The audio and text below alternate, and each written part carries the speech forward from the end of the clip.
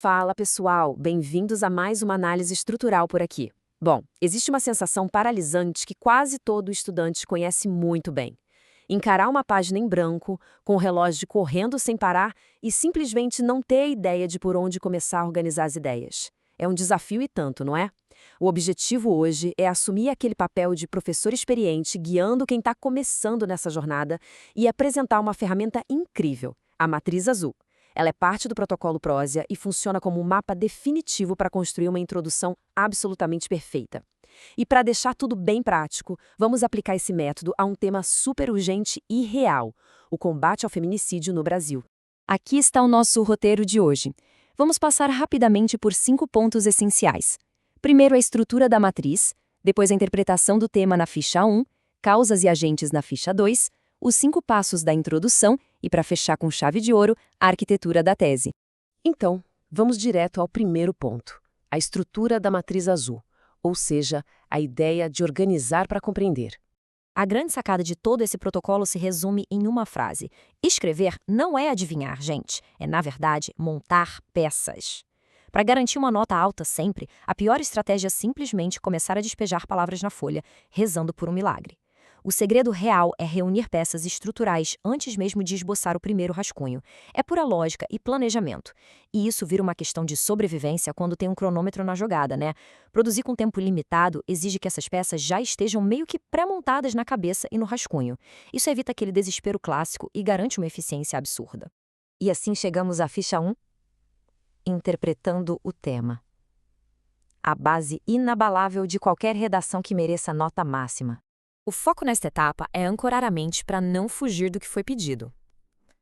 Trabalhando os campos 1 e 2, o desafio é extrair as palavras-chave e isolar de vez o problema central. E a atenção total aqui, porque é exatamente neste momento que precisamos evitar 5 erros de interpretação que são simplesmente fatais. Primeiro, tangenciar o tema. Segundo, ignorar o recorte geográfico, tipo focar no mundo todo quando o assunto é só no Brasil. Terceiro, confundir causa com consequência. Quarto, focar em uma exceção ao invés da regra geral. E quinto, o erro imperdoável de desconsiderar os textos motivadores. Fugir dessas armadilhas é essencial.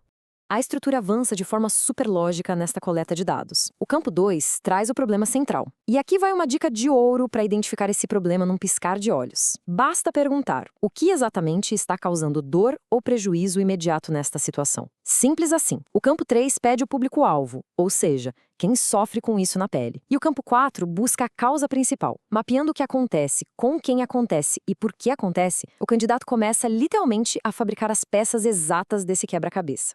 A união de todas essas informações é o que revela o verdadeiro poder desse método. No campo 5, todos aqueles dados que pareciam soltos se unem numa frase de recorte.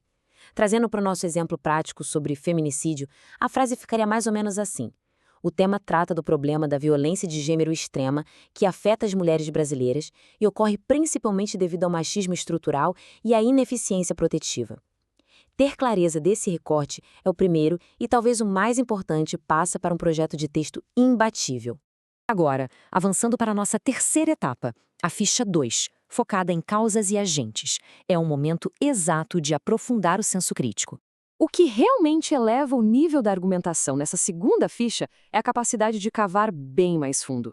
Enquanto a primeira ficha mapeou a superfície da questão, o campo 2 desta fase questiona de forma direta: quais são as consequências desse cenário para a sociedade como um todo? É uma reflexão vital. Afinal, é essa análise minuciosa dos impactos que vai dar matéria-prima para convencer o corretor da urgência real do problema sendo discutido. Logo em seguida, no campo 3, a discussão vai para a responsabilidade, listando atores importantíssimos como o governo, a escola, as famílias ou a mídia. A ferramenta força uma escolha crítica sobre qual desses agentes tem o maior dever de resolver a situação. E aqui, um aviso importante. Um erro muito comum de quem está começando é culpar algo genérico, tipo apontar o dedo para a sociedade, sem especificar quem realmente tem que agir, ou buscar causas históricas tão distantes que tornam qualquer proposta de intervenção impraticável. Fazer uma escolha inteligente e bem fundamentada aqui muda todo o jogo no final do texto. Chegamos então ao grande clímax da metodologia, os 5 passos da introdução, a hora de montar o quebra-cabeça. As peças estão finalmente prontas para serem encaixadas. Lá no campo 7 da matriz, todo aquele esforço e trabalho mental preliminar que acabamos de fazer simplesmente se conecta para formar, num passe de mágica estrutural, o primeiro parágrafo. Dando uma olhada na progressão lógica. Passo 1. Apresente o tema. 2. Explique o problema. 3. Mostre as consequências. 4. Indique quem é afetado. E 5. Escreva a tese. Seguindo essa fórmula à risca, há uma garantia absoluta de que nada essencial vai ficar de fora. A introdução deixa de ser um bloco de frases jogadas ao vento e se transforma em uma progressão sólida que prende o leitor na mesma hora. Mas de onde vêm na prática essas informações? Bem, a beleza é que já está tudo anotadinho nas fichas. Para o passo 1, basta puxar o que foi escrito no campo 2 da primeira ficha. Para explicar o problema, a gente usa a causa do campo 4. Quem é afetado já está lá no campo 3. Acabou a adivinhação, acabou o terror da página em branco. O trabalho agora é apenas usar palavras conectivas para costurar essa riqueza de informações que já foi metodicamente analisada. E isso nos leva de forma supernatural ao nosso passo final, a arquitetura da tese perfeita. O grão finale da introdução. O detalhe crucial aqui é entender como funciona a engenharia de uma tese, que no fundo é a declaração do posicionamento crítico. No modelo que a gente usa, a afirmação base é: assim, é necessário discutir o argumento 1 e o argumento 2.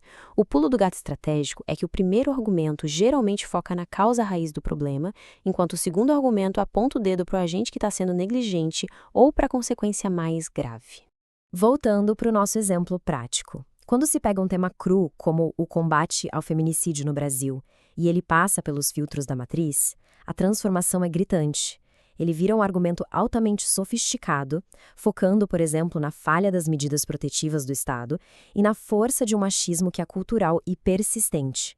A frase final, depois de todo o polimento, fica assim: assim, é necessário discutir a ineficácia das medidas protetivas do Estado e a persistência do machismo estrutural como impulsionadores desse cenário. Dá para sentir a autoridade de um texto assim, né? Dá para imaginar a reação do corretor? Quem lê isso já sabe de cara o nível de organização do autor e o que esperar do resto da redação. E esse processo ilustra incrivelmente bem como a matriz azul se adapta a tudo. Ela é literalmente um canivete suíço. Seja debatendo a falta de políticas públicas no caso de violência nas escolas, ou a infraestrutura capenga na questão do acesso à saúde, a base lógica é inabalável. Não importa se o tema é complexo ou simples, a estrutura segura a onda. Uma coisa importantíssima de se ter em mente é que essa tese construída agora é um roteiro blindado para o desenvolvimento do texto. O tal do argumento 1 vai ser o coração do primeiro parágrafo de desenvolvimento. O argumento 2, por sua vez, vai reinar no segundo parágrafo. E uma técnica fenomenal para organizar esse segundo parágrafo e conectar a tese ao resto da redação é apostar nos operadores argumentativos logo de cara. Usar palavras que indicam soma ou contraste logo no início do parágrafo âncora a ideia diretamente à promessa que foi feita lá na introdução. O texto todo se apoia nessa ponte. E para fechar a nossa análise de hoje, deixamos uma provocação da síntese analítica para martelar na cabeça. Em uma única frase, o que precisa mudar? Ter essa resposta clara é a alma de um texto brilhante. A gente organiza para compreender. Compreende para argumentar e argumenta, claro, para transformar o cenário. Fica a reflexão. Se um texto é o reflexo do pensamento, qual é o nível de estrutura da mente de quem o escreve? Pessoal, muitíssimo obrigado por acompanharem essa explicação estrutural. Continuem com foco nos estudos e até a próxima!